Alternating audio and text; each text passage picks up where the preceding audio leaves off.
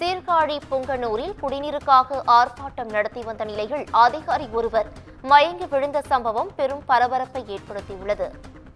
சீர்காழி அருகே குடிநீருக்காக ஆர்ப்பாட்டம் நடத்தி வந்த நிலையில் பேச்சு நடந்து வந்த அதிகாரி நெஞ்சுவலி என கூறியதால் சலசலப்பு ஏற்பட்டுள்ளது. இதுகுறித்தான கூடுதல் விவரங்களை வழங்குவதற்காக எமது செய்தியாளர் லோகேஸ்வரன் இணைப்பில் இணைகிறார். யோகேஸ்வரன், இது குறித்தான விவரங்களை பதிவு பண்ணலாம். வணக்கம் பவித்ரா.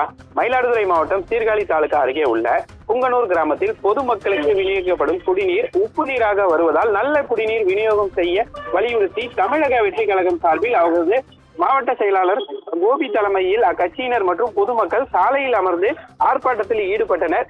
தகவல் அறிந்து ஆர்ப்பாட்டத்தில் ஈடுபடுபவர்களிடம் பேச்சுவார்த்தை நடத்துவதற்காக சீர்காழி ஊராட்சி ஒன்றிய வட்டார வளர்ச்சி அலுவலர் சரவணன் அங்கு வருகை தந்தார். அப்பொழுது வந்த அதிகாரியிடம் ஆர்ப்பாட்டக்காரர்கள் பலமுறை கோரிக்கை விடுத்தும் இதுநாள் வரை நல்ல குடிநீர் முறையாக விநியோகம் செய்யப்படவில்லை என பல்வேறு கேள்விகளை அடுக்கடுக்காக அவர் முன்வைத்தனர். அப்பொழுது என்ன செய்வது என்று தெரியாத அதிகாரி திடீரென்று நெஞ்சை பிடித்துக் கொண்டு சாலையில் சரிந்தார்.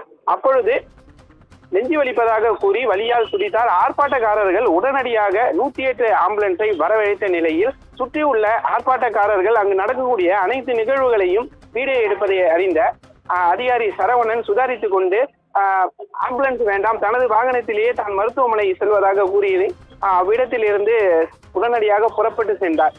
குடிநீர் பிரச்சனைக்காக ஆர்ப்பாட்டம் நடந்த இடத்திற்கு வந்த அதிகாரி நெஞ்சு வலிப்பதாக கூறி சாலையில் விழுந்து கூச்சலிட்ட பின்னர் தான் வாகனத்திலேயே புறப்பட்டு சென்றது ஆர்ப்பாட்டக்காரர்களிடமும் பொதுமக்களிடமும் அதிர்ச்சியை ஏற்படுத்தியுள்ளது. பவித்ரா, கூடுதல் விவரங்களுக்கு நன்றி யோகேஸ்வரன்.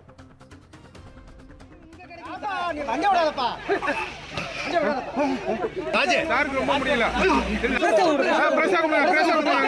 நல்லா இருந்தா சார்